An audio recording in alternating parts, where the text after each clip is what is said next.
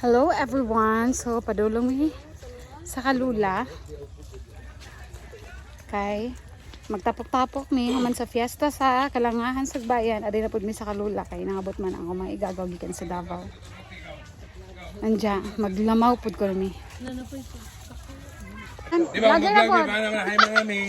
Sorry ko na ko dili. Ay, picture na ni. Oh, igsoon sa mama. Nagisiglok doon na sila og kanang kuan na misa para sa mutanan. Then na po diri si Auntie.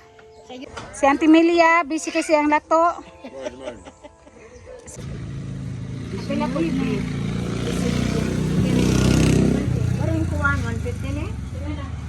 Palit ni og lamas kay. Wala mi kapalit di ay og lamas para sa gustong pansit. Sila. Kinapatan niya. 26 naman 26 Nya kanang atsal pod isa 56 oh para sa panbam bihon. 20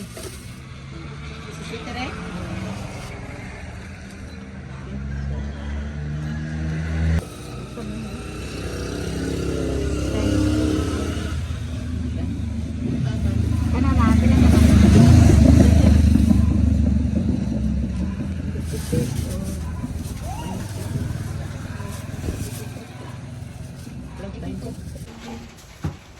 Tricycle. Ate.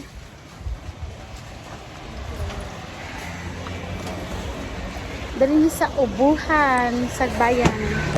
Hop.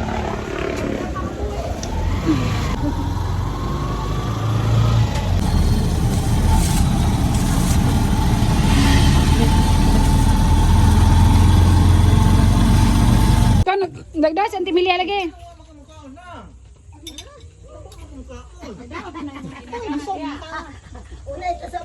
Okay na mo diha mga boys. Manok Bisaya. Okay. Gibusog ba?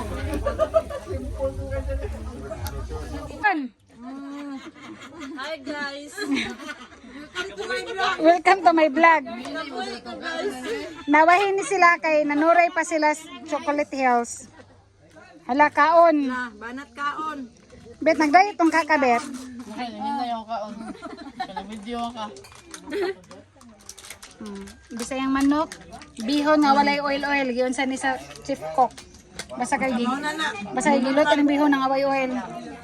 Grabe ka suga ti ami mo tagay ah.